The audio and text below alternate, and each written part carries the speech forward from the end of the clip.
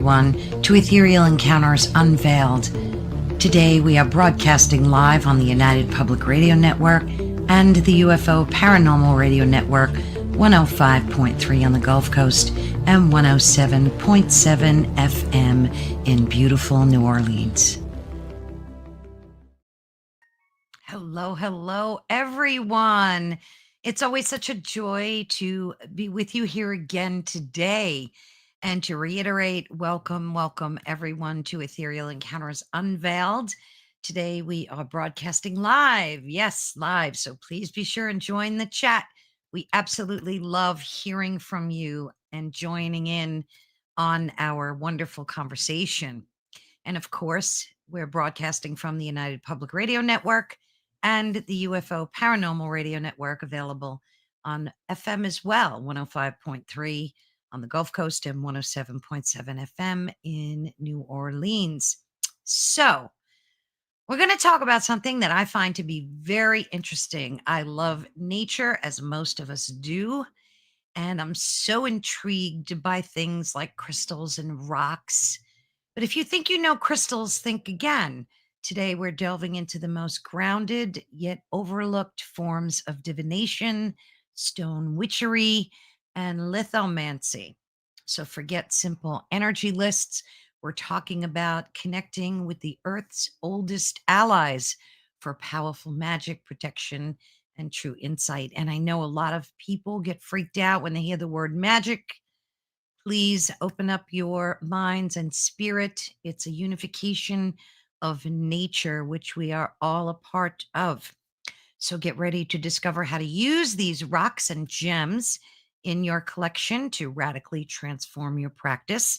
And today we are super excited as we welcome Amber K. She is the author of Stone Witchery and Divination. So let's bring her on board. Hi. Hi, Carol Ann. Such a pleasure to have you here today, Amber. Oh, it's wonderful to be here. Thank you so much. Let me get your banner running so folks can know where to reach out to you. And we have some wonderful people joining our chat, and you will hear me, of course, say hello to them. So let's get started. Hi, how are you, Z-Sun? Always a blessing to see you. Thank you so much. And of course, Patsy, love that crow picture you got there. Thank you so much, Patsy.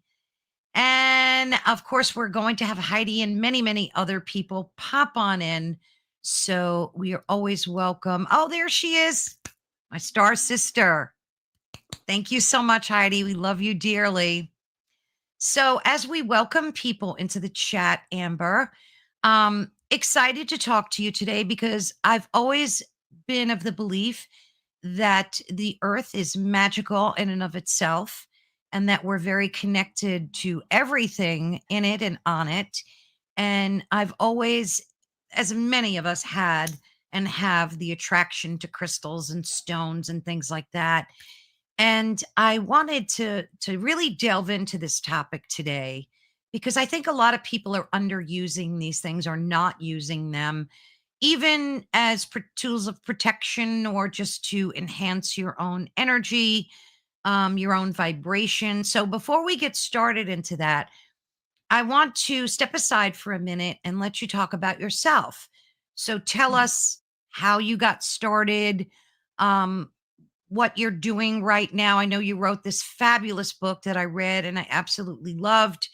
And we're going to dig deep into that today as well. So, and we'll have the link in the description of this video to where folks can pick up a copy, of course. But let me step aside for a minute and you can tell us more about yourself. Sure. Well, like many people, I started my relationship with rocks and stones very young. As soon as I could walk, as soon as I was a toddler, I was picking up stones, as so many of us have. And I still have the first stone that I collected back when I was, 6 or 7 years old. Today, I'm a Wiccan priestess. I am 78 and I've been a priestess for about 45 years or so. And I have never stopped collecting and appreciating stones and rocks and crystals and gems in all that time, and still do so today. And we joke that our house will never blow away in a tornado because between the books and the rocks, it's impossible for it to move. So, That's funny. yeah. So that's me. I live in New Mexico. I'm the executive director of Ardantane, and the address is on the scrolling ribbon there. And we have online classes and sponsor retreats up here for folks that honor the earth and are of a magical persuasion. Awesome. So maybe we can kind of um dig into, because people hear the word witch and they hear the word pagan and they immediately associate it with satanic, anti-biblical stuff. I think they just don't understand it. I'm always a non-judgmental person. I never judge anyone for their beliefs, whether they be religious or political. And I think the world would be a much kinder place if we all did that. But I want to dispel some of the things that people associate paganism and witchery. So could we start with that? Would you be okay with that? Oh, absolutely. Uh, Paganism is simply a broad term for a number of spiritual paths that are nature focused, earth centered. Pagans were those who were pre Christian in Europe and elsewhere, and most of their appreciation and understanding of spirit was through nature. Nature is how the divine manifests in our minds, at any rate. When you look around you at the mountains, the fields, the grasses, the stars, the rocks, all that is a manifestation of what is divine and good in the world. So that's what paganism is about. Some people assume it means non religious or anti religious, and that could not be further from the truth. Mm, Now, within paganism, one of the paths is Wicca, which mhm, is related to witchcraft, but only positive witchcraft. The craft used for healing, the craft used for change, for positive magic, but only to help our fellow humans and the planet. mhm, So, witchcraft means that we use the skills of the ancient herbal healers, the ancient herb women and wise women and cunning men, as they were called mhm. in England. We use those skills of healing and magic and divination. And Wicca is a religious form of witchcraft, which is very benevolent, very Mhm. ethical, but as with all pagans, very nature focused. I mean, I am proud to be a tree hugger, a dirt worshiper. Um, when I look around me, I see the sacred. I don't see just Yes. resources to be used and discarded. I see, Beautiful. at the very least, these are gifts of God, Yes. at the very least. And I would go a step further and say they are manifestations of Mm, goddess and God. They are how the Creator shows himself or herself to us. And yes. they enable us to live and thrive on this planet. So that's what we're about. Oh, I love that. That is beautiful. And I know I wanted to dispel some of the notions first because there's a lot of folks from different religious beliefs that think, as I Mhm. said before, that oh, witchery, it's evil, it's demonic, and that is the furthest thing from the truth. I know quite a few folks that are pagan that are very spiritual people and believe in God and the universe, and They have a lot of steadfast, beautiful beliefs, just like the rest of us do. So yeah, thank you for clearing that up for us. And just a few quick comments here. Yes, Heidi. She said, I can't walk anywhere without picking up a cool or pretty rock. I remember at about 3 carrying around a little snowman everywhere. Yes, beautiful. And someone said, alchemy, carry. Yes, absolutely. Absolutely. So, oh, and Patsy. Oh, wait, where did your comment go? You did a crystal segment on a paranormal show a few years ago. Wonderful. I would love to have you ladies on the show. And we can just have like a group chat about all this stuff. It would be so much fun. I'm gonna have to reach out to you guys. But so you've been involved in your beliefs in paganism for I think you said 45 years, right? So it's been a lifelong practice. Now, is that the first book that you wrote, or No, do you have any other books as well?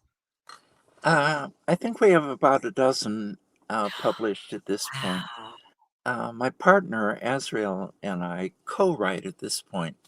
I wrote the first couple, True Magick and Covencraft, by myself, but Mhm. now we are writing partners and we have about a dozen out there, and they are Oh, on wonderful. tarot and magic and witchcraft and living a spiritual life and Mhm. just a whole lot of things in that general genre. Yeah, you hooked up with an awesome publishing company too. Uh, Um, yeah. she's connected me to so many great people like yourself. So I'm so blessed for that. And so let's dig into what exactly is divination? Like your book focuses on lithomancy and stone casting. hmm So, for a beginner, what's the difference between these practices and more common forms of divination like crystal scrying or tarot? Like, how is that different? well, let's start with a general definition. Divination is learning things about potential futures and about ourselves using methods like reading the tarot cards or drawing a rune, a Norse rune in the morning, or um, reading tea leaves, or scrying, which is using a show stone or a crystal ball or something like that. And lithomancy is simply using stones to perform divination. Mm, And people think of it as foretelling the future. The thing to understand is that the future is never set in stone, if I may use that phrase. The future is always changing depending on our actions and our decisions. We have agency here, we have power to affect our future. So when we do divination, whether it's drawing the tarot cards or whatever, we're simply looking at probabilities, things that are likely to occur mm, if we change nothing. And of course, at any moment, we can make a decision to change something, to take a different path in life, yes. to improve a relationship, to create a relationship, to um, release something that's not serving us. Anytime we make those decisions, our future changes. Yes. And then we get to do divination again because then we have to see what it's looking like next. But we have a vast store of information available to us. You mentioned that we are connected with all things. A lot of us believe that the universe is a network of energies that connect everything and everyone. Mhm. So we can tap into all of that and all the information out there and into our subconscious, into things that we don't know that we know. And we can use stones or cards or whatever to clarify that and find out what's happening. And Mm, so that's what divination is about. And there's a lot of different ways to use stones in divination. The one that this book focuses on mostly is casting stones. mm. Very simple. You take a handful of little stones, each of which has a meaning, and you cast it either on the earth or a cloth or a board with a pattern on it. Here's one that I just designed. Oh, I that's have, lovely. yeah, that's a Hecate divination board. It's going to be mounted on wood, and I'm going to then drop stones onto it, and the patterns of the stones and their locations will tell me something about my question. So that's sort of the brief introduction, but ask me more questions. Oh, yeah. That board, is that something that you created or did you recreate it? Now, I designed this on my computer. It's got symbols for one of my favorite goddesses around it, Hecate, who is an Mhm, ancient goddess from the Mediterranean. mhm. And there's symbols here that represent her different aspects and energies, like the torch and an ancient key and a black dog and even a frog. All kinds of things that have to do with that particular goddess. And when I drop the stones on it, where they land on these symbols is going to tell me something. So the book explains all of that in great depth. Yeah, yeah. But yeah, I like designing these things. Mm. I've been How designing divination. accurate How accurate? Yeah, how accurate do you find to be like so if you get a grouping of stones, Hmm. you've already held them and you've kind of exchanged energy with them, right? At that Hmm. point. So when you place them down, how do you know though what each stone signifies? So like say if a piece of quartz lands on the black Labrador, does that have a meaning? Sure. Um, with this particular system, I've decided that the clear quartz represents the planet Mercury. Mm. Oh, okay. Mercury is named for the god Mercury, who's a god of communication and trade. Um, he's also a bit of a mischief maker sometimes. Um, but those are his main attributes, is communication and travel and trade. He's the god that you sometimes see with the winged sandals on, and he has a Yeah. winged helmet. Yeah. So he's about travel as well. So if his stone, the clear quartz, lands on the black dog, well, the black dog is an ally or friend of Hecate.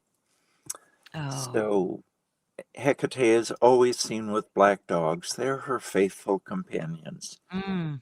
And if you have a dog, you probably know that that's I what do. dogs are like. I have a Um, black dog too. yeah. So, based on my knowledge that, okay, I've got a stone representing Mercury, and I've got this black dog who's the companion and ally, what is this telling me?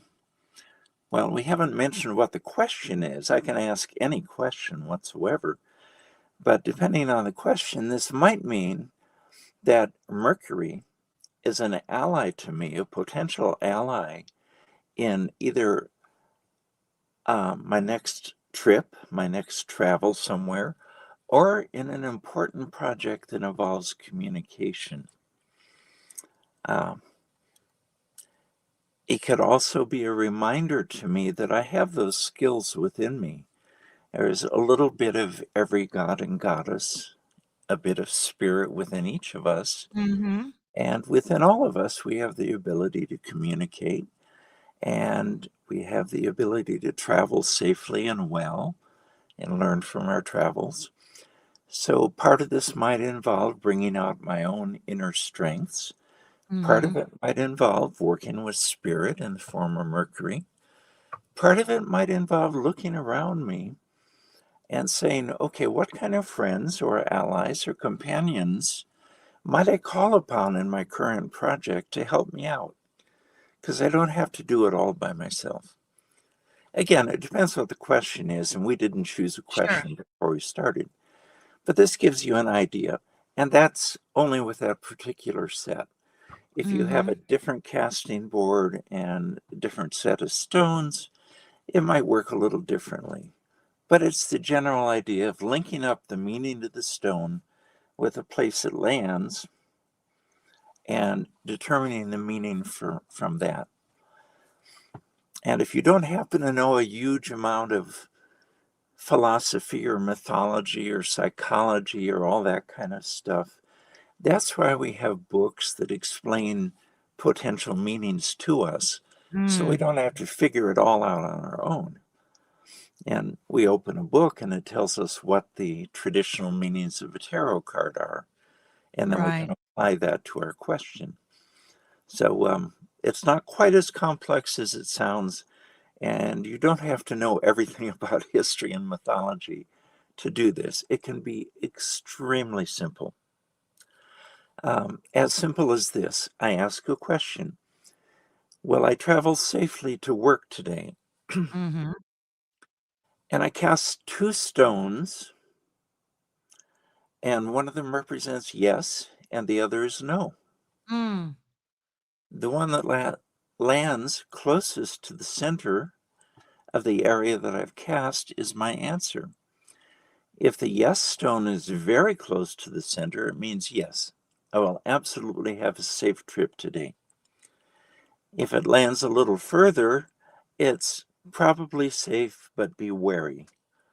If it lands way out there and the no stone is closer in, then no, there's some hazards on the road today, and I've got to be very careful, or take another means of transport, or mm-hmm. travel at a different time. So, two stones can be enough. Yeah.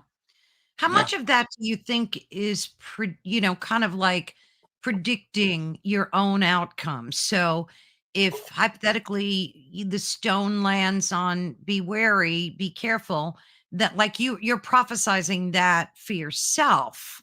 How much of that is a part of that? Yes, as I mentioned earlier, all of us have knowledge that we don't know we have. Our eyes and ears are constantly open all the time, taking in stimuli from all around us, Hmm. and most of it we're not even consciously aware of. Okay, but it does come into our consciousness and goes straight to the subconscious. Okay, you don't consciously notice everything, but you don't lose it either. So Right. that information is deep inside your mind somewhere, and using the stones can help you bring it out. So if I'm getting a stone reading that says, be careful today, there's danger out there, that's probably something in my subconscious telling me, you notice something that's off today. It went right by your conscious mind, but somewhere in your deeper mind, you noticed. When you were traveling yesterday, you noticed that there was heavy construction on one section of your route, and people were not dealing well with it. They were honking. There Mhm. were near misses. You notice that subconsciously. Right. So that rises to the surface when you do the reading and you think, ah, okay, there is something potentially hazardous there. Oh, I see. So I don't think I don't think that strange beings out there, angels or demons or whatever, I don't think they are reaching down and manipulating the stones for us. Mhm. That's pretty superstitious in my view. Yeah. Yeah. But I do think we have access to knowledge that we're unaware of. Mm. And by giving ourselves a focal point, like stones or tarot cards, we're able to bring that to consciousness. Oh, I love that explanation. It makes so much sense. So it's not like magical thinking or anything. It's Yeah. more relying on your own untapped senses, things that, like you said, we're not acutely aware of in our peripheral or in our brains, the parts we use of it anyway. So you're kind of tapping into like your own self in Mhm. essence. Yeah, you have a picture in your book that I love. so folks can kind of get a good feel for like how you use these stones. So you can take two stones, one stone, several. I guess it just depends on the type of reading you want to do, right? Mm-hmm. Yeah. Oh, there we go. Yeah, I wish you could see there it is, the full color version. So that's a Nice. rather elaborate casting board there. It doesn't have to be fancy. In fact, you don't have to have a board or a cloth at all. You can just throw stones on the ground and do this. Mm, And someone collected a whole bunch of very pretty stones here, turquoise and quartz and maybe a carnelian and all kinds of things. But that's one example if you want to get fancy. yeah. Um, a lot of indigenous peoples do something like stone casting, but often they will just drop them on the earth. And Yeah. then you look at the patterns, which stones are closer to each other, which form little groupings, which ones are close to the center or far away. So you don't even need the fancy stuff. Yeah. Very Yeah, beautiful. Yeah, I just have the PDF version. So, yeah, it's a beautiful cover. Patsy even said too. Oh, everyone loves your cover, Heidi. Yeah, really cool, really cool. Um, so the stone human relationship, you speak about developing a relationship with your stone allies. So what does this mean for folks to understand, like in a practical sense? It's like, sure. what's the first step that a reader should take when connecting to stones? Because I mean, as I mentioned before, I would think it's important to develop like a connection to them, right? Hmm. Yeah. Well, let's spend a moment and go way back in Yeah. history. Okay, when humanity first appeared on the earth, we didn't have any tools.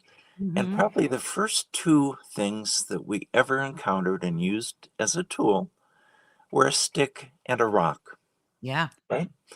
Especially if we lived in the trees. Hey, sticks all around and Hmm. rocks everywhere.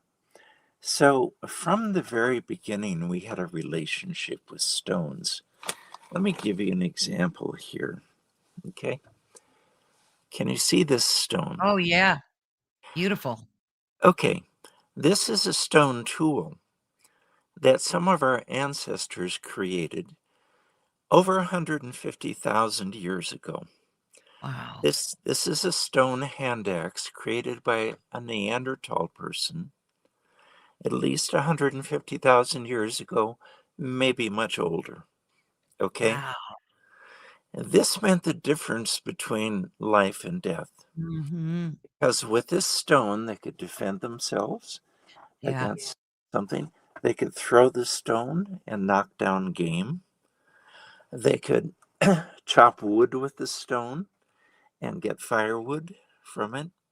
They could skin meat off the bones of a mammoth or a deer or something Mhm. and then cook it. Um, Something this simple was often the difference between life and death. So, did they value these tools, do you think? Oh, yeah. Oh, yeah. Mhm. So, I value this one. Oh, yeah. That's a beauty for sure. I know you're just getting over a cold, so thank you so much for coming today. Yeah, you'll have to excuse my voice. I have pony problems. You're supposed to ask what pony problems are. I was about to. Yeah, it means I'm a little hoarse. Okay. Oh, I get you. So, sorry. That's cute. That's Yeah. cute. Anyway, so we have this long, long relationship with stones. And today, most people just think of stones as material to build with or something to kick aside from your path Yeah. or whatever. And that's unfortunate because not only are they ancient tools that were important to our ancestors, but what if stones do have spirit? Okay, can Mhm. anyone prove to me that stones and trees and mountains and stars do not have spirit within them? I Right. don't think so. I don't think science has evolved to the point where we can tell if something has a soul or not. But we do know that stones have energies. That's Yes. for sure. I mean, first of all, they absorb energy from the sun, right? They absorb other kinds of energies, radiation from the earth. Yeah. They absorb our own energies when we hold them, because, of course, we have energy within our bodies or we wouldn't be alive. Yeah. So stones are full of energies, and depending on what they're made of, what different materials they are made of, Oh, that one's beautiful. they have different kinds of energies, don't they? Mhm. They feel different in the hand. That's a pirate Ooh, sun. I was just gonna say it looks like the pirate. That is gorgeous, that stone. How old is that? Is that ancient or is that a new stone? Well, there's very few new stones out there, okay? True, true. Well, for Yes, you. uh, stones are being created all the time, but this one is, yes, millions of years since this was Wow. created. Yeah.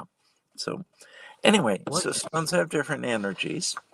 And as you said, we can form a relationship with the stone. And it starts with just taking a stone that you like and holding it and Mm, feeling the energy and asking yourself, what does this feel like to me?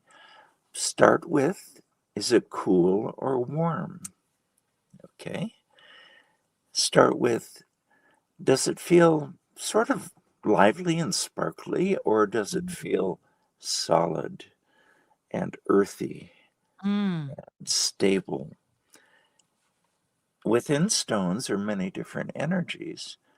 And one of the mistakes that I think a lot of authors make, they give you these lists of stones and Yeah. they say, this stone is good for this.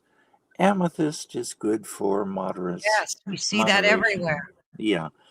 And so on and so on and so on. So there's these lists here. And to those lists and those authors, I would say, yes, maybe, but. Mm. Okay. My energy is different from your energy. Yes. And it's different from every other human's. This piece of carnelian has a somewhat different energy from any other piece of carnelian. Is it carnelian from Madagascar or Brazil? They're going to have somewhat different energies. They certainly have different histories. Okay, so if the stone has different energies from all the other ones like it, and if I have a different energy and I'm working with this stone, I can't just look at a list and say, oh, carnelian is for developing affection in relationships. Mm. Because for me, it might be a little different. And this stone might be a little different. So I think when we say get to know a stone, that means don't open a book, read what's in there, and say, oh, that's gospel. Every carnelian in the world is the same and does this one thing. No. This carnelian is going to be a little different. And working with my energy field, it's going to be different still. So you have to take that into account. Oh, So I you love hold, that. yeah, Yeah. you hold the stone. You work with the stone. You try putting energy in, you try drawing energy out of the stone. You sleep with it under your pillow. Okay. Ah. You use it in divination and see where it shows up on your casting board. You talk to it. Okay. And you listen to it. Obviously, stones don't have voices in the sense we do, but they radiate energy. And if Yes. you are patient and quiet and sensitive, then eventually you will start to understand the energy of that stone and maybe even get messages from it. Oh, That sounds pretty woo woo, doesn't it? But no, just I think of, love that. Yeah. yeah. I love So that. all communication is energy, and Yes. everything can communicate with us. But most human beings aren't patient and quiet enough That's right. to listen to it. That's so true, and Heidi, I agree with you. I'd like to walk right outside now and start it really gets you going because I think innately we all know these things, but we're, like you said, we're so afraid of being called woo woo or cuckoo. And it's sad because it's all a part of nature and we are a part of nature. And I Mhm. think Kevin made a point earlier. I'm trying to look for that. Where did he say that that's why some people can't use certain stones? Oh goodness, Kevin, I can't find it. But anyway, I'll find it. Um and I agree with that. I think there are Mhm. some stones, crystals that we can't connect to. Like I've even been in stores and you know how they have those little description tags like you buy a crystal bracelet and it says, "Oh, this does that," like you said before. But I've picked them up and I said, "You know, I just am not feeling it. I'm just not like," and you instantly feel that. I do anyway. Mhm. I would far rather pick up a stone off the road that feels good to me and has the right energy Mm, than, you know, spend $10 in a store for a little rock because someone said it would help me. yeah, If I don't feel the attraction and the connection, why would I want to work with it? exactly. But Exactly. you mentioned a really good idea, which is simply to go to a big rock shop, if you can find one, and spend some time wandering around and fondle the stones. Okay? Yes. Pick them up and hold them and say, Yes, I do that. yeah. And believe me, if you're at all attuned, then one or more of them will say, I'm the stone, take me home. Oh, yeah, Yeah. I've got some juice for you. Yeah. Yeah, I love that. That's exactly what I do, especially if I'm going to invest money into something, I really have to feel connected to it. I mean, I'll do Mhm. that with a shirt. You know, it's not only the appeal of how it looks visually, but you have to like feel it and get to vibe with it. And it's, you know, and I think you're right. More people, they just don't take the time to do that. I love everything that we're talking about here, Amber. It's so brilliant. This is what Kevin Z Son was talking about. He said that's why some people can't use certain stones, and that's exact. We've got so many great comments here. Mish says so. Working with stones and Reiki, you're picking stones to use on another person. That's right, and it does. Absolutely. It makes you rethink before you know, you kind of adopt that stone. It's kind of like plants too. Like I could walk Mhm. into a plant store, Amber, and I don't just go by the aesthetics. I go by how I vibrate with that plant. Like because I truly believe that my plants, which I have many, do communicate with me. Sure. And I think it's so good for us to look at stones and crystals. Stones are crystals, right? I mean, it's all kind of the same thing and take that same approach. And that's why I loved your book because it's such a good way for folks to connect, reconnect, rethink about their relationship with stones and nature, right? And it's very healing to work with stones, even if Hmm. you're not a Reiki practitioner, which I am. For those who are not aware, Reiki is an energy form of healing that comes from Asia, mostly Japan, but there are Chinese versions. And Reiki uses energy and often crystals or stones uh, Hmm. in that form of healing. But even if you're not doing that, simply spending time in nature and especially time with stones and rocks, this is very grounding for you. This slows your heart rate. This brings down your blood Mm. pressure. This enables you to breathe the clean air and just to relax. And it's a very healthful thing to work with stones and any aspect of nature. I'm looking out my window here at a glorious New Mexico landscape. So that's why I keep glancing to the right because that grounds me and Yes. energizes me at the same time to just look out there. Oh, yeah. Wonderful. Yeah. Kevin said again, I agree. He's gone into like native spiritual stores and some things he touched called to him Yes. or felt the energy, and some not so good that kind of left him blank. And that's like a good way to describe it. And he's trusting himself. He's trusting Right. his own feelings about that. And if you do pick up the wrong stone, maybe it's very pretty, maybe it's Yeah. set in jewelry, and you buy it and take it home. There are stones that simply um, conflict with your energy so much, Mm. they will shatter or they will fall out of their setting and be Oh, lost. wow. I have had several acquaintances and friends that have lost stones this way, and some of them just, and these Isn't weren't that fragile interesting? stones like opal, these were Yes. sturdier stones. Yeah. So, Yeah. It's so interesting because I had bought this cross necklace and it was full of beautiful different stones. It was just incredible piece of jewelry and I absolutely loved it and I would wear it every day. And then one day I went out and I lost it and I was devastated yeah. that I lost it. And then someone said to me that the reason I lost it is because I lost my like spiritual connection to it. It was meant for someone else Hmm. to have. So I kind of accepted that as a reason, but I still felt so heartbroken over it. But you're right. I kind of just said, well, it wasn't meant to be in my life. Let someone else enjoy it. And I'd hoped that someone who found it would. Yes, absolutely. That's so true, right? It's funny how we connect to certain things, especially jewelry. I mean, so so you explore in your book some ideas of stones being sentient, and we kind of touched upon that.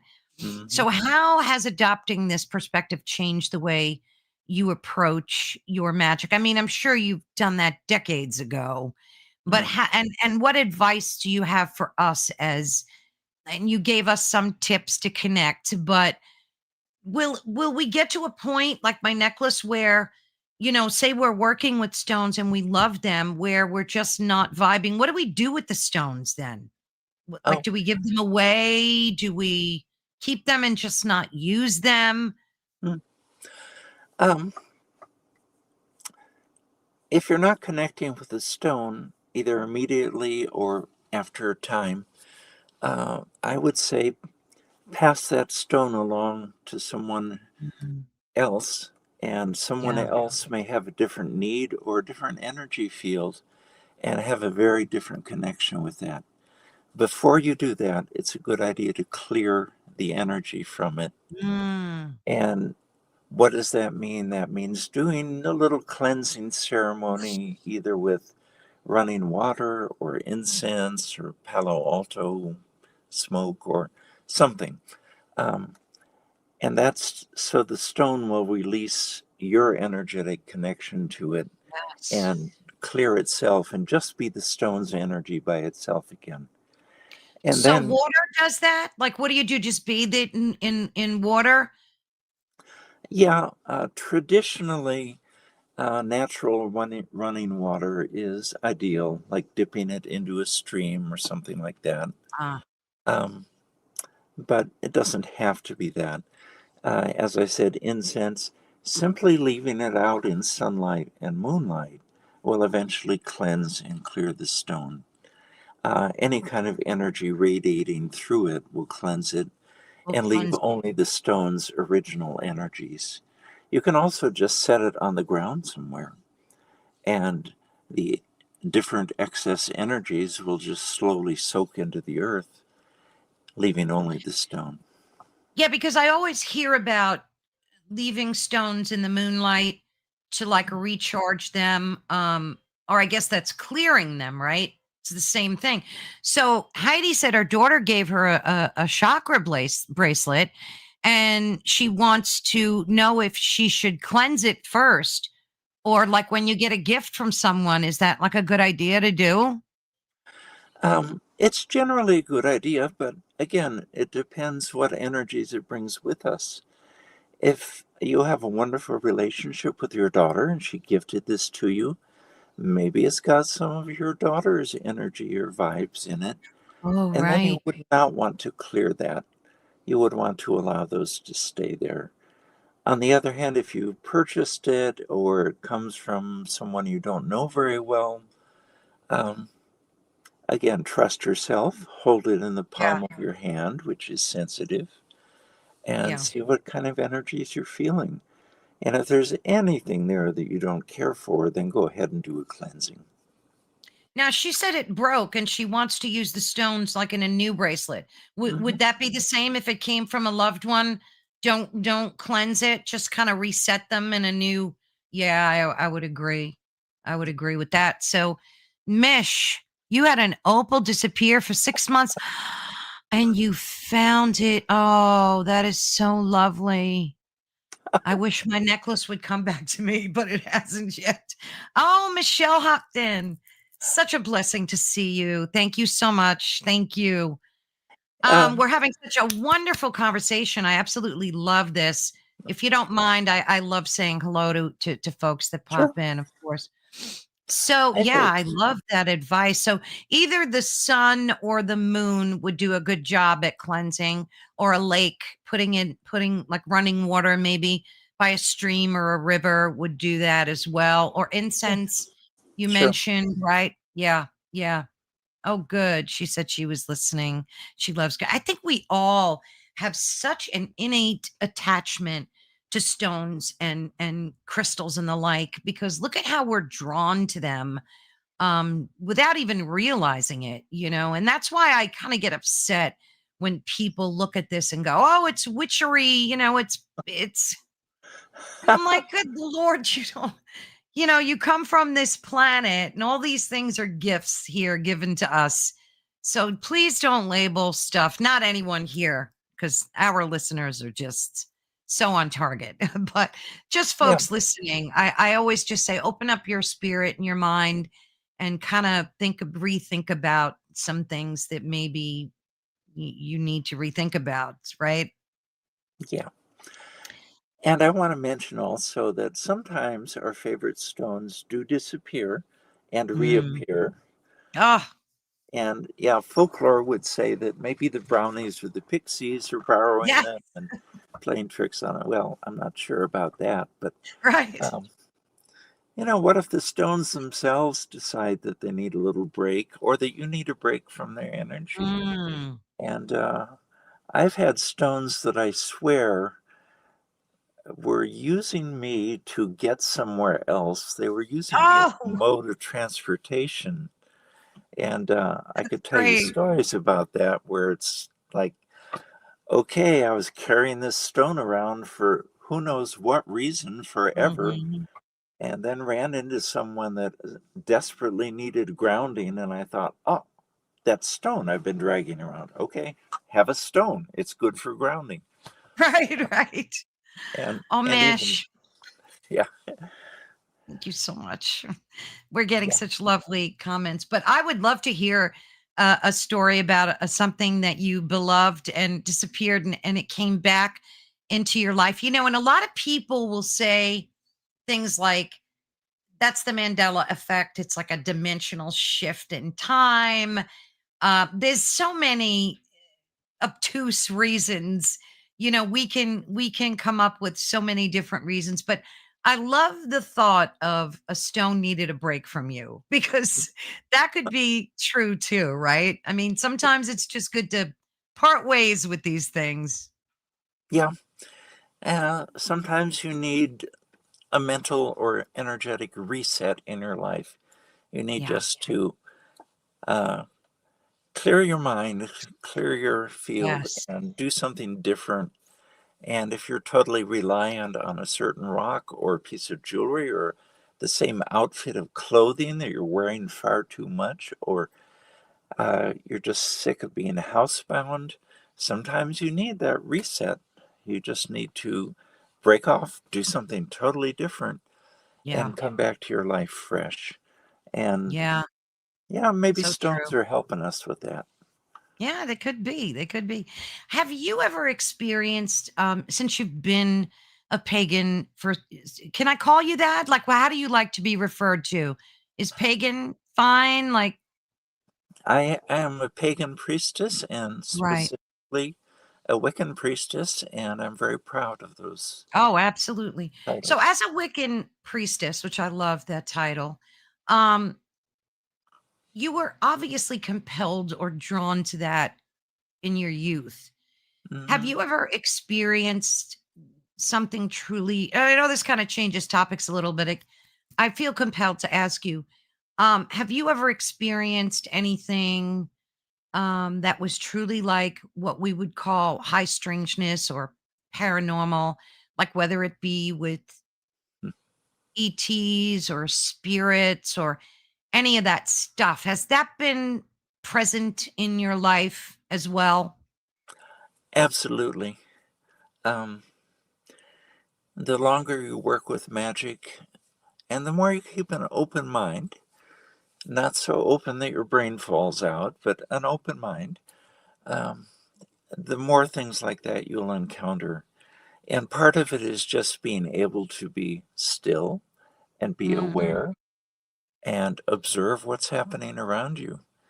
Because there are amazing things happening around us constantly that we don't always notice just Yes. because we're too absorbed in something else. But Yeah. I'll Yeah. give you an example. Mhm. I had friends once who told me they knew some women, young women, that lived in a haunted house, and they were concerned about it. Okay, Mhm.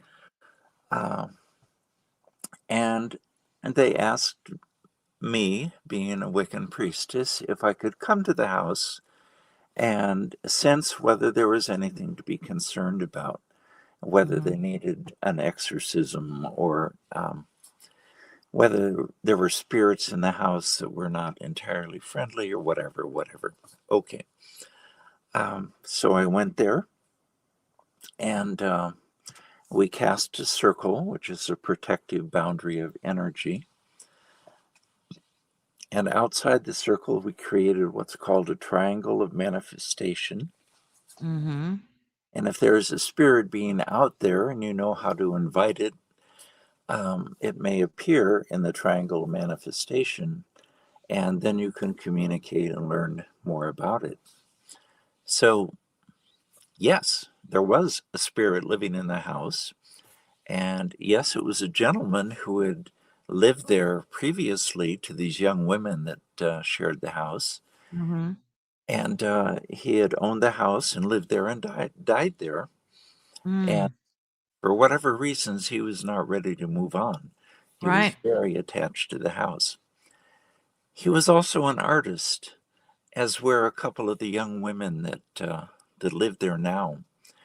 And one of the reasons he didn't want to move on was he was intrigued by Ah. their artistry and their skills. And part of him wanted to watch what they created and maybe be a mentor, or, Mm. he couldn't let go of his craft, which was painting, I believe. Yeah. Um, so anyway, we communicated with him, and uh, there was no problem with him being there as long as he was desiring to stay and not move on to the afterlife. That Mm. was his choice. But the other strange thing that happened was I invoked the goddess Hecate, Mhm. who is really helpful for these kinds of things, for communication with spirits and so forth and so on. Hecate is sometimes called the Queen of the Witches, and she understands all this stuff. Yeah. At the moment that I was calling Hecate to the circle, this great howling and baying, only a few feet away, dogs howling and howling, Oh, wow. started up. At the moment I called her, and I had no idea there were dogs in the house or near the house, I asked the young women, "Well, you have dogs?" They said, "Yes, we have two big black dogs that live with us here." Hecate is often depicted with two large Mhm. black dogs. Oh, wow. They heard me calling Hecate, and they immediately jumped on the bandwagon and put their energy into the Oh, calling. that's fabulous. Yeah. And that's one small story. I could tell you a lot more, but Did the gentleman stay? Like, how did that resolve? Did he leave or no, we obviously gave him the choice of, do you need help moving on? yeah, Because a lot of ghosts, quote unquote, are simply human spirits that don't know how to move on. yeah. They're stuck. Um, we gave him that option. And he said no, he wanted to hang around for a while. The last I heard, he was still in the house Mm. and on good terms with the young women Oh, that lived good. there.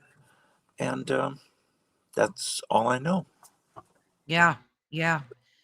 Yeah, as long as they're not doing anything nefarious, I would imagine it'd be cool to let them stick around if they're not hurting anybody.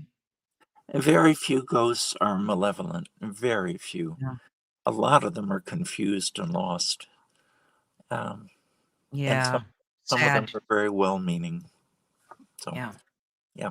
So how do you and how do we use stones to protect ourselves from these malevolent spirits? I mean, they're out there. Mm, There's darkness and light together. There's yeah. good and evil. What is it that you do, of course, and have been doing, and what can we do? Okay. That is a very big question because it's not just about malevolent spirits. Are there malevolent spirits out there? Yeah, there's some. But more dangerous than that, actually, is the ambient energy field that we all live in all the time. Mhm. Okay. Because it's polluted. Okay. And I don't Ooh. mean only polluted with the things that cause global warming or emphysema or asthma. Not only those kinds of pollution, but negative energy. There is enough anger and distrust and conflict and hatred in the world, and we can feel that. All of Oh, us are empathic. absolutely. I worry about that much more than I ever worry about evil spirits. Okay? Evil Mm. spirits are few and far in between, and they're not difficult to deal with usually.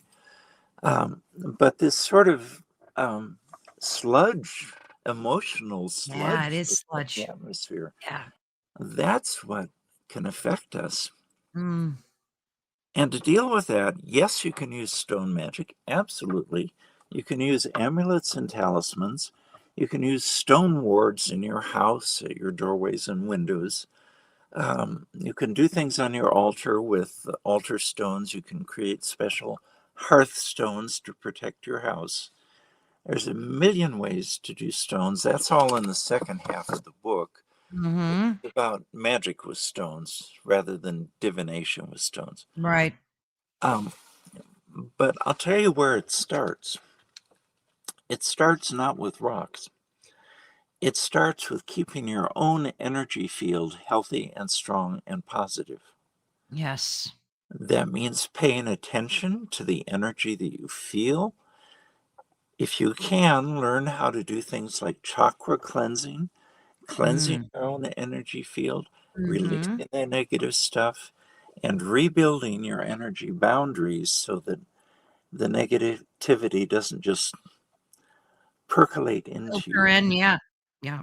So that starts with taking care of your energy field, being completely aware when you're headed to a negative space, emotionally or mentally, and countering that, changing the way you think and the way you feel. And that is a very magical thing to do. The art of changing consciousness at will, that's magic. So Oh it's god. learning to control your own mind and your own Mhm. emotions in a positive direction. It's learning to eat healthy. Okay? Simple stuff, nutrition, exercise. Right. People don't always want to hear this because if they're feeling bad, they want a magical quick fix. You Yes. know, make me a talisman that will fix everything in my life. Right. Well, Doesn't work that way. No, start by getting your life together, taking care of yourself. And then, yes, you can use stone magic, you can use energy magic, you Mm. can use all kinds of nature magic to help that. But it doesn't do any good if you're killing yourself with drugs and negative thinking Yeah. and bad self-talk. You know, if you're Oh, if you're slowly killing yourself, yeah. having a good rock is not going Is to help. not gonna help. Yeah. Yeah, Gosh, that is the gospel truth. I mean, and you're right about this dense, sludgy feeling. We can feel it globally too when you unfortunately have to watch the news so that you're mhm, acutely aware of what's happening.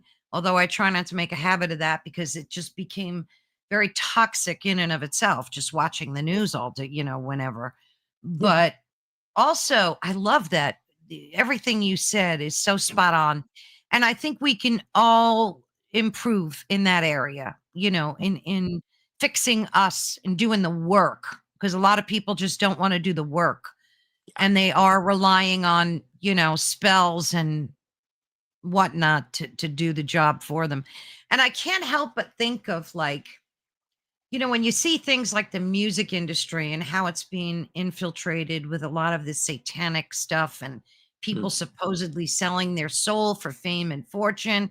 And it's so prevalent, it's all over social media. This one is practicing satanic rituals but they're creating that themselves, right? I mean, they're bringing that energy in themselves. So it's not really Satan responsible for their fame and fortune. I mean, although mhm.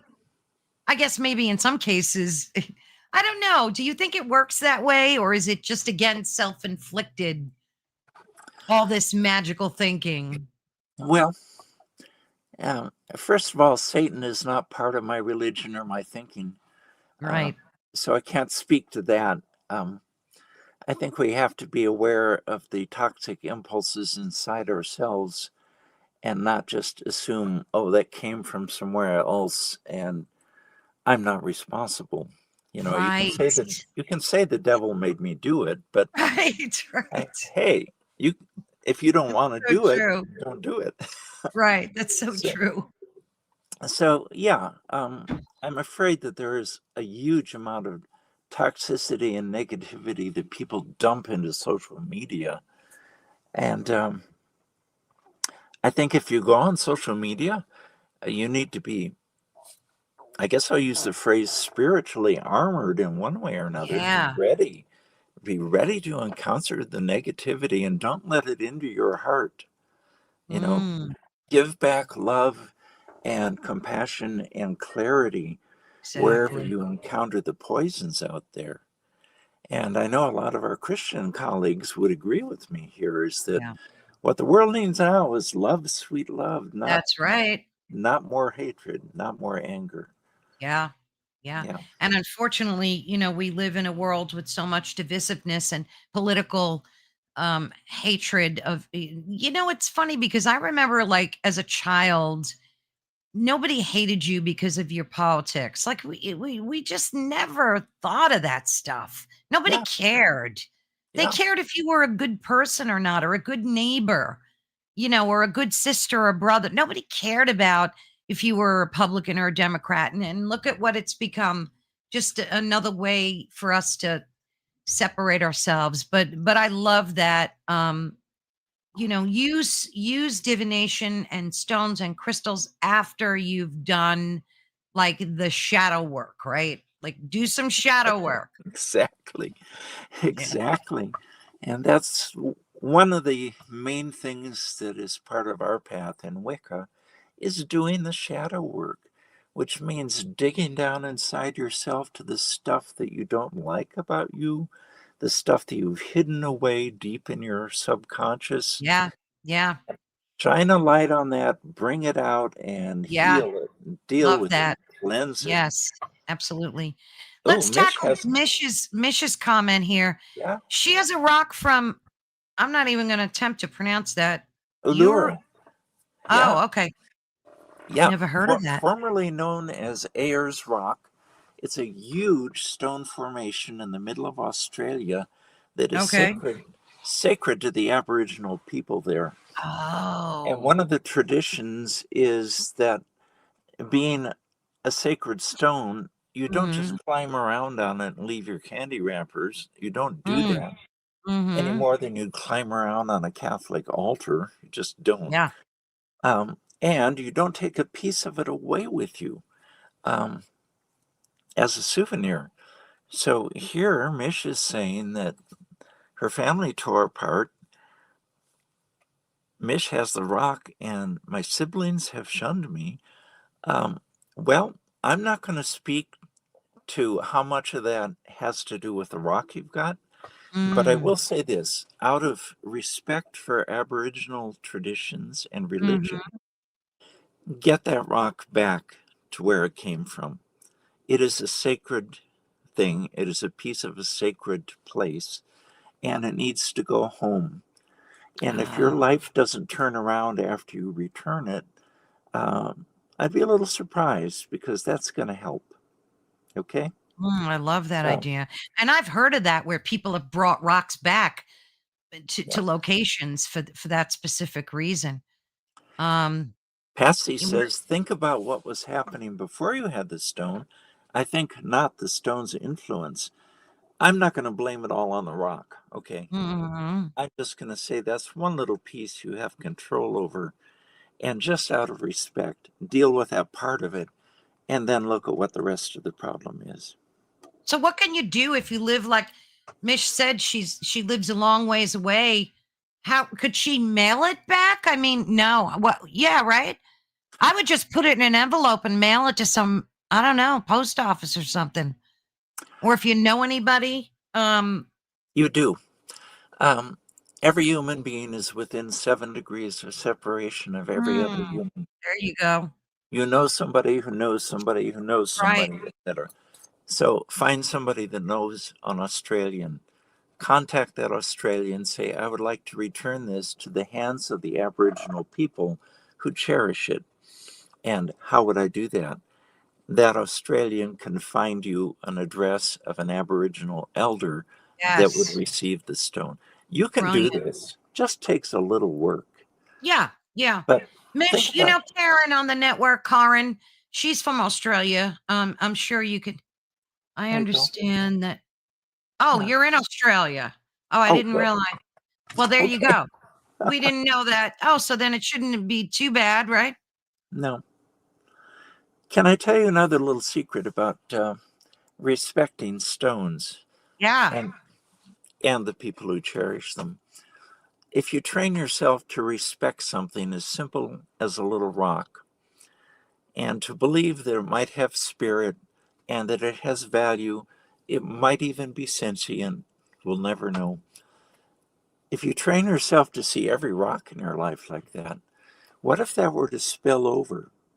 And what if you started Ah, treating everything in nature with that same respect?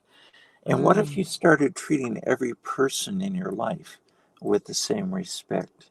right. And what if that one little habit just sort of sent out a wave of love and respect to everything and turned you into a more loving and respectful person? Oh, I I love think that. that's quite a gift from a little rock. Yeah, I love that. That's such a great way to approach life just in general, you know. Let it spill over. Wow. That's Yeah. fantastic. So, was there a specific moment or a stone in reading your own life that made you realize that, like, lithomancy needed its own dedicated book? Like, or is it just a journey of a lifetime for you? It's more like the journey of a lifetime. I Mm, I have been working with divination and magic, as I said, for several decades, and a long time ago, I wrote a little booklet about lithomancy, and I gathered together some polished stones, and I was teaching myself basically how to do this.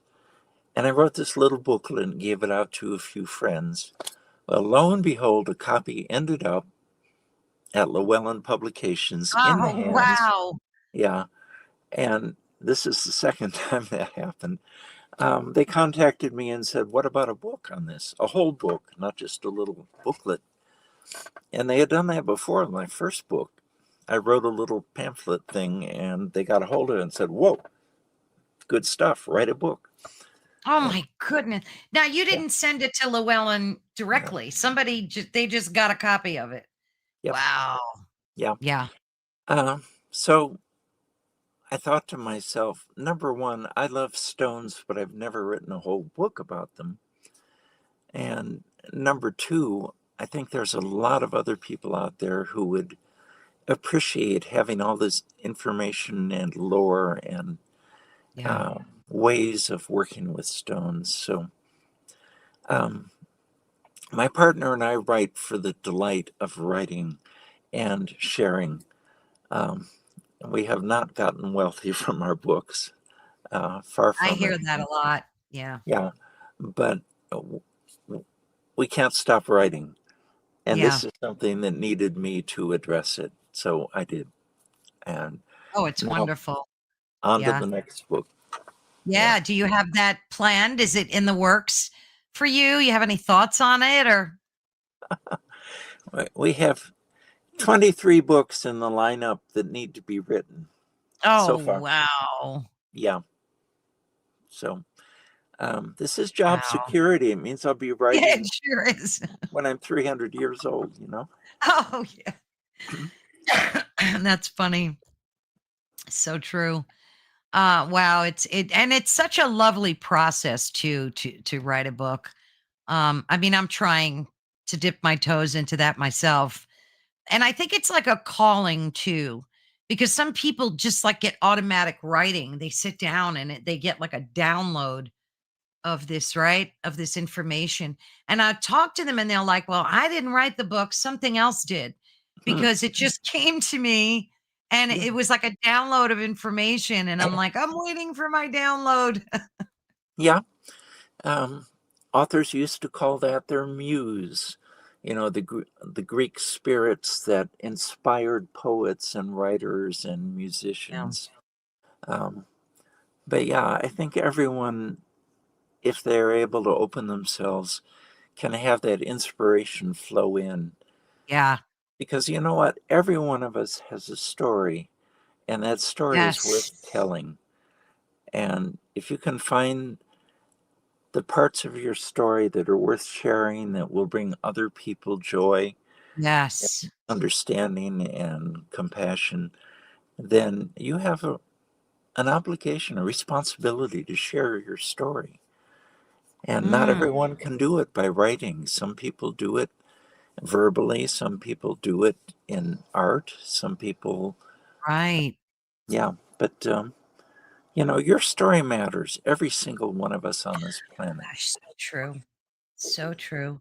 Yeah. Yeah. And it's funny because a lot of people think that just because, you have a YouTube channel or you belong to a network that you're making money and it's all about, we make nothing doing this. Literally Yeah. nothing. This is just a passion project, and again, it's like a calling so that other people that are asking the same questions, that are wondering about the same things can enjoy and reap the benefits of this. That's what it's like a giving. It just really is a giving Yes, process.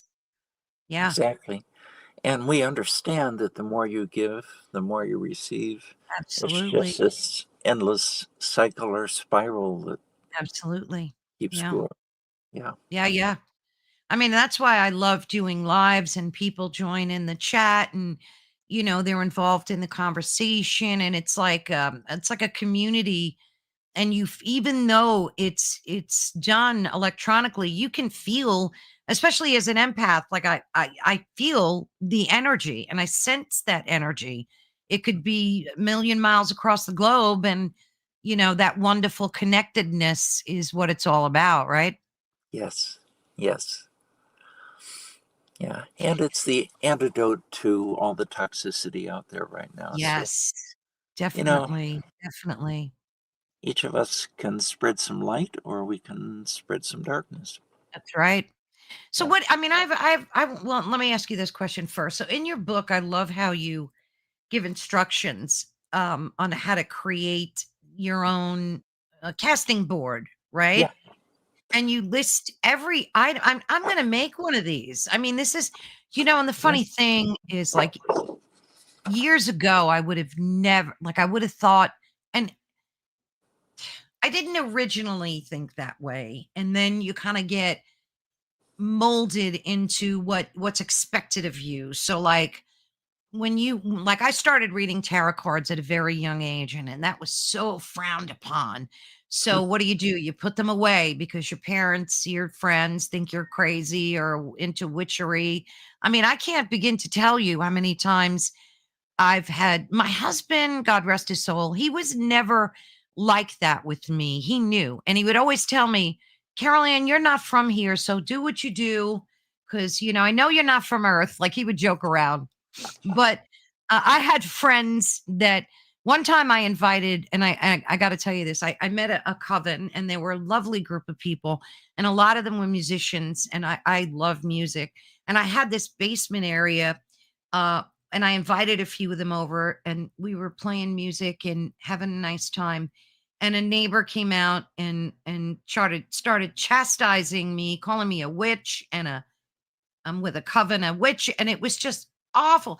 The point I'm trying to make is stuff like that really, it shouldn't, but it kind of scares you into place. Mm. So, like, we all want to do the things that we feel come naturally to us without being ridiculed publicly. And that's what I hate about social media too, because there's so much judgment. There's so much judgment and finger pointing. And I don't pay attention. I feel bad for the people that do pay attention to that. Like, I could give a flying F what anybody thinks at this point, but I feel bad for the people that want to try lithomancy and want to connect with stones, crystals, and do this stuff. It doesn't mean that they're satanic, and we talked about that. So the point I'm trying to make is, how can we empower ourselves to not let public opinion sway us? Say you've got an altar with your stones and a friend comes over or a relative and they start attacking you for it just reminds me of Red Out of Salem, you know? Yeah. Awful. Yeah. It's a very good question. And there are a lot of people who look at a label. They might hear Wicca or witch or pagan, Right. and they think they know what that means. And very often they don't. Okay, very Right. often the reality is very different. Okay, I'm going to say it right now out loud here. I'm a witch. Okay, I'm a witch, but I That's think I'm a, cute. I think I'm a nice witch. Okay, Yes. and if I had, say, a Christian friend who came over and was upset at my altar or my beliefs or something like that, I would talk to them. First of Mm, all, I would start on the basis it's unfortunate that they don't understand who I am, where I'm coming from, but they right. can't hurt me. They Mm, cannot hurt me. Therefore, there's no point in my getting defensive or angry or insulted. All this is a misunderstanding because they don't understand where I'm coming from. right. I would offer, out of love, to sit down and talk with them and say, well, you know, tell me about your God. Tell me about your Mm, spiritual path. What's at the heart of it? What's the right. most important thing about God or Jesus or Allah or Muhammad or pick one? And I would bring it right down to saying, well, connection with spirit and loving one another and respecting God in whatever form you find God, Right.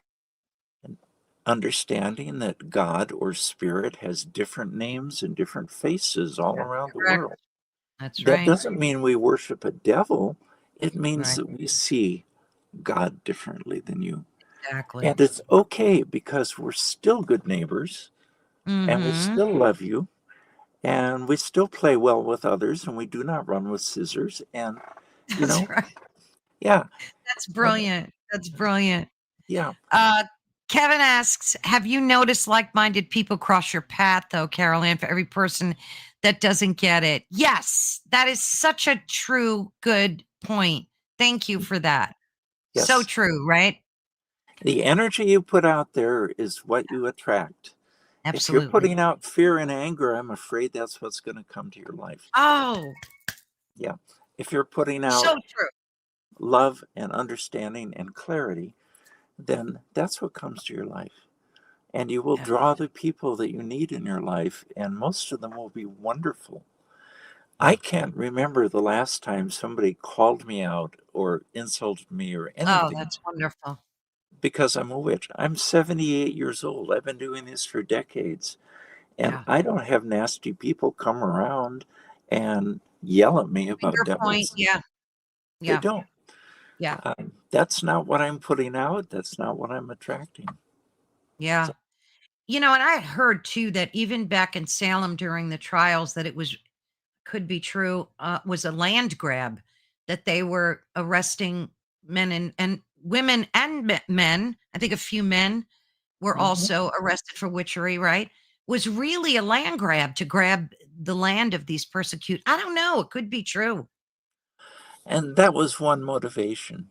Um, Oh, it was. Yeah, I had heard that. yeah, it's one of them because some of Mm, those women, their husbands had died, and they were the owners of their farms and so on.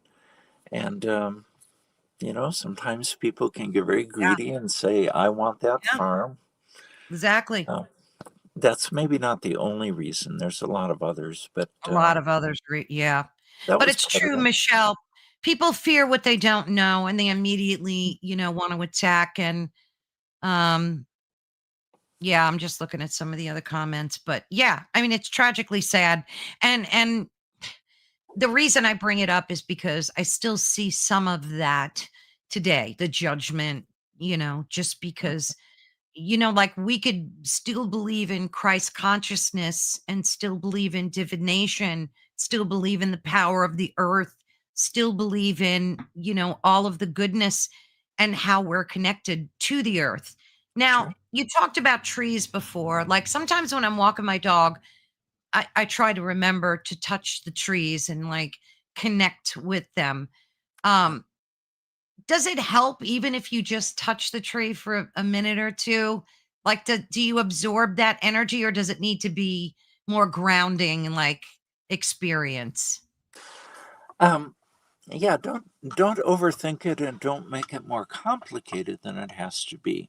Mm, Um, you don't have to do some ceremony in an exalted state of mind or go into right. meditation. You know, Yeah. just look at the tree, admire it, appreciate it, touch it, and say, you know, I appreciate you. Thank Ah, you there for you the go. oxygen. Thank you Yeah, for yeah. the shade. Thank you for Right. being home to wildlife. Thank you for all of that. Yeah. And that feeling of gratitude does two things. It goes into Mm, the tree, and mhm. what the tree thinks of that, we don't know for sure, but it can't Right. hurt. But the other thing it does is put you in a grateful frame of mind Yes. where suddenly your life is improved just by thanking a tree. You are now a thankful person, and your blood pressure is going down, and Yes. your breathing is steadying, and Yes. you're breathing Michelle, the that's so good. oxygen. Yeah. Yeah. Yeah. I So, love that. yeah, You don't keep have it to make it simple. a complicated ceremony. It could just be gratitude, like for the experience. Sure. Yeah, I love that. I love that. That is so cool. And Yeah, do it we with are. people. Do it with Yes, people too. do. Yeah, yeah. Because that's such a good point. Because I noticed that, like, if you wake up and you're not having the greatest day, and you don't do something right then and there, like when I wake up and I'm having a bad day, I try desperately to recite gratitude and I say I'm grateful for, and I notice that that helps me out of that mood. But if I don't do that and I stay in that mood, wherever I go to the store or whenever I'm in the car or wherever I'm at, I'll notice people that are in that same mood, who's Mm. angry, beeping at somebody, who's annoyed in the grocery store. Like you really do attract that. So, because you're putting that energy out there. So we don't want to put that into our stones either. Should we make sure that like we're in a good mindset before we sit and connect with our stones? Or does that not matter? And not necessarily, because you might want to connect with the stones to get to a better mindset. Okay?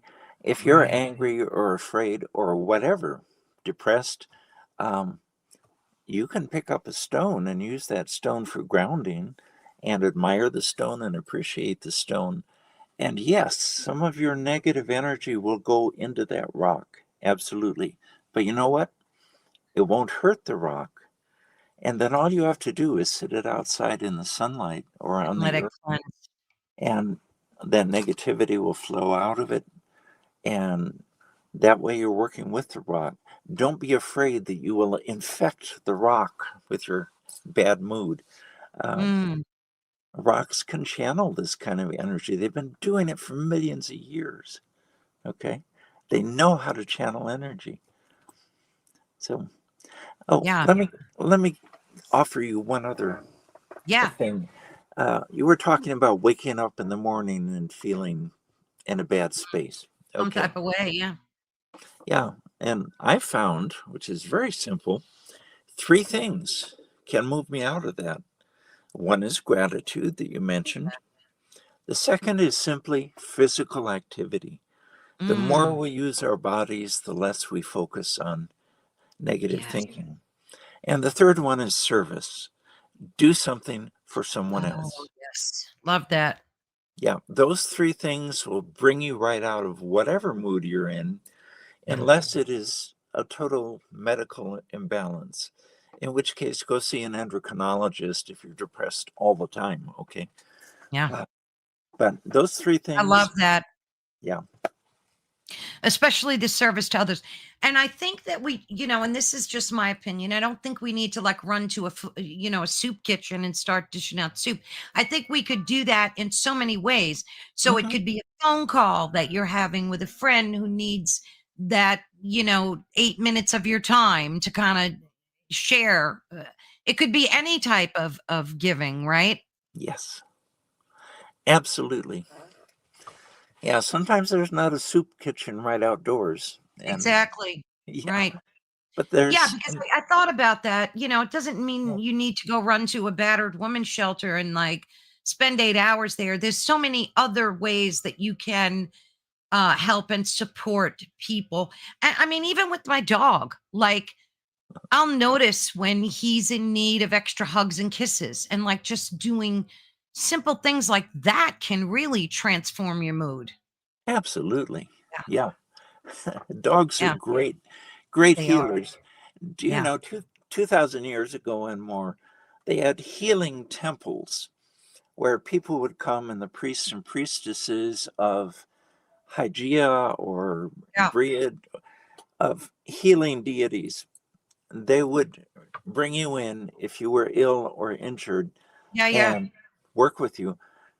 A lot of those temples had dogs. Ah, They dogs on the staff. Some of them had yeah. snakes. Ooh. Yeah, Not too but crazy about them. well, not venomous. But a lot of them had dogs there, and part of the healing was spend time with the dog. Yeah, yeah, look at how they bring them in hospitals today too. Yep. They bring them in hospital. So Amber, if you don't mind, we're gonna tackle Carrie's question. She's such a beloved person here. She said she just got off the phone. She was denied financial government support, and she feels at peace at the moment, yet financially broke. I can't explain. Anyone else care to discern? And I thought maybe we could kind of tackle that because a lot of us are feeling that way. There's many people that are not getting their government assistance with food stamps, and it's just a god awful situation. Somebody needs to do something. Do you have any advice for her, or can she use maybe some lithomancy or do some stonework? I don't know. I'll let you take it. You Okay. take. Yeah, stonework never hurts. I like the fact that she said she's at peace at the moment, despite the situation. That's a great place to start from, okay? Mhm. Because if her focus was on fear and anger at the government and whatever, that's not going to help the situation. So Right. she's at peace, yay rah. Yeah. So you probably want to do some magic if you know how to do that. Do a little ritual for prosperity, which could involve stones, certainly. You know, charge up a stone, sing to it, drum to it, whatever. Charge up a stone for prosperity and start carrying it with you. Ah, But that's the easy part, okay? You know, get a green rock or, you know, a sparkly pyrite or something like that's the easy part. Because any magic requires that you act in accord. You have to do work on the physical plane to support the magic. And that work can be things like calling everyone you know and saying, I need a job. Do you know of mm, any jobs anywhere? Do you know of anyone who works in a company that needs employees? And that's how most jobs are gained. If, yes. if you're job hunting, Yeah. is contact people you know. Secondly, don't be afraid to ask for help. Don't be afraid to use food banks. Don't be afraid to let your friends know that you're broke at the moment and you could use some help. And if they even invite you over for dinner or bring you a sack lunch, every Yeah. bit helps. Okay. Um, Yeah. a third thing I would do is say, okay, if the federal government has failed me, I don't know which branch you're dealing with. If the federal government has failed me, is it the state government or even my local Ah, community right. government? Do That's a they great have point. resources? Okay, again, look around, ask for help.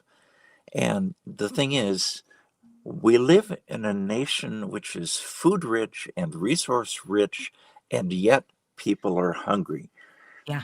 Well, we all know that's just wrong, but we also all know that there is food out there and there is financial support out there.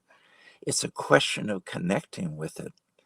And if Mm, you really believe that you have a connection with everything and person in this universe, you yeah. already have a connection to people that can help you. Okay? So look around, write stuff down, brainstorm, talk to your friends. How can I get out of this mess? What can I do? Is there anything you can do to help? Do you know anyone that could help? Etc., etc. Yeah. Just be really, really active in looking around and talking to everyone you know. And Network. resources will network. Yeah. Resources will start to pop up. Yeah. And if you want to reinforce it, create a little pattern of stones on your altar. Okay. Mm.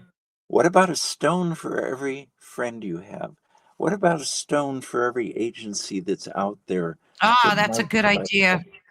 And start moving those stones around and say, oh, I never called that friend. Oh, I never contacted that agency. Oh, I never asked my Yeah, church if they yeah, have yeah, food help. yeah. Yeah, because Yeah. it'll bring it to you and you'll start remembering, who you have to call. Michelle says call state senators. There are some that oversee financial assistance and they can take a look. Yeah, there's your state and local agencies can Yeah. definitely, like you mentioned, and I've seen people starting GoFundMe accounts, and people Mhm. have gotten lots of money. Like, go on social media, don't be ashamed. I wouldn't be. And say, hey, I'm having a tough time right now. I need a GoFundMe. Even $1,000 would take me a long way right now. Sure. I mean, there's a lot of creative ways. This government needs to, and all governments need to get their act together and stop the infighting and just come up with a solution so that the people can live in peace and harmony. Good God, please, it's got to end. Yes. Canada's broke itself. Yeah, Carrie said, poor Canada, they're going through it. They're going through it so bad. Amber, so you said and of course, if you have any other questions for Amber, feel free to throw them in there. But I'm so fascinated by your life and your energy, and this conversation has been so enlightening and wonderful. And I want to just take the time personally to thank you, because it's just been, I can't believe almost 2 hours went by. It's been such a great resource. And I also, of course, want to have you back. I would love to have you back. I have 2 pages of questions left that I didn't even get to ask you. So maybe when I end this show, you could stick around in the studio and we could talk for a minute or two before you split entirely. But um what do you, I know you said you have many books that you're working on. You have such a list. Could you give us a little hint of maybe a topic that you're working on that's like calling your name to write a book about? Sure. Oh, wow. Where to begin? Okay. There's one that's going to be quick. It's called The Witch's Pyramid, and it's about changing your life Mm. through magic. And the Witch's Pyramid is about preparing yourself to become a magical practitioner. So that's one. Oh, Another one I would like to do is a little short book on um, the whole gender thing and what trans people are all about, because there's so much oh, misinformation and unhappiness and anger about that issue. And I know something about human sexuality and gender, so I would like to write that one. I would like to write a book on warrior women. And I use warrior not only in the sense of joining the military or being an Amazon sword fighter or something. I use the sense of peaceful warrior, of being a um, focused, disciplined person who fights against evil and ignorance, not mm, necessarily with weapons or martial arts, but by virtue of our strength of will and mm. and so on. So, but it's basically about the warrior path of spirituality, um, but not at all limited to soldiers. So those are three that are up top on the list, and then there's Yeah, 20 more. yeah. I Yeah. think too that whole transgender thing would be a great resource for folks, um, because there is so much misunderstanding and hate in that community, outside of that community, I should say, and Mhm. maybe in it too. And I think we need to really approach it with a way of dispelling a lot of that. So that would probably be a really great, especially in this, everything is, it's like clown world. Everything is turned upside down, Oh, that's for sure. But right? yeah, sometimes a calm, rational, accurate, honest approach to a subject is the best way to go about it. And Yes. and I think that's true of gender issues too. It's nothing to panic over. It's nothing to have anger and hatred about. It's something to understand and have some compassion about. Absolutely. Absolutely. I mean, and I get the perspective, not to change topics, but just to kind of throw this out there. I guess the perspective from women, um, is that we don't want our womanhood hijacked. And Hmm. yet at the same time, I respect someone that feels that feminine energy. Maybe they Hmm. feel that to their core. Hmm. Totally respect that too. So we need to find a way to like work together and live together and kind of merge the thinking, I think, Sure. and still be respectful of each other's boundaries and things like that. Uh-huh. Yeah, it does feel like clown world. And It does. it goes against our like cognitive bias. We all have them. And I think it's a good thing to challenge that, Yeah. like challenge it, rethink your old ways of thinking. And it might open up your pineal gland a little bit too. Who knows? Yeah, whether you call it Christ consciousness or whether Yeah. you call it goddess awareness or whatever you call it, there is a part of us which is wise enough and compassionate enough to find answers if we sit down and are open with one another. Absolutely, absolutely. Well, thank you so much for your time. Sure. I thoroughly enjoyed this conversation, and I know the folks that are watching and listening have as well. And I truly thank you. It's been a blessing. And of course, we'll have the link to where you can get that book on Amazon and wherever fine books are sold, right? Yep. Okay. Thank you so much, Carolyn, and blessings to you and to everyone Thank you. who's out there. Thank you. And I'll speak to you shortly. Okay. Thank you, Amber. Well, thank you everyone so much. You guys in the chat are the absolute best. Yeah, I have clown music too in my head. Funny, funny. We have to laugh. We have to meet this with levity. But again, I just want to thank all of you. This conversation has been one of my favorites. It's been great connecting with Amber. It's truly shown us the power of the Earth's oldest allies, stones, crystals, and whatnot, right? Trees, everything in nature. And it goes so much deeper. I think we realize that this powerful practice of lithomancy can work uh, so much in our favor in our daily lives.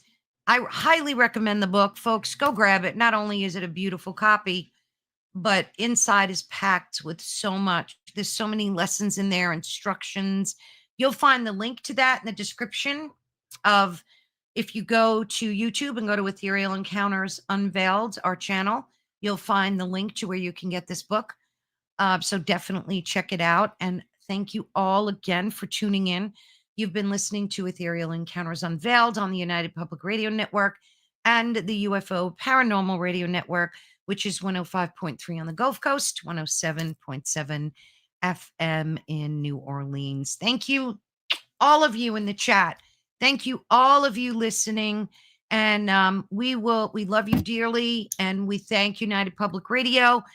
And we'll see you on Wednesday. We'll have Wednesday, Thursday, and Friday live shows. Please be sure if you can pop in and chat with us. We absolutely love it. Thank you, Michelle. I thought it was awesome too. I adore Amber. Thank you so much, Heidi, and everybody, Mish. And if you need any help, Mish, we're here. So just know that. Hugs, Patsy. Love you. Thank you. Great. She is a great guest. Adored speaking with her.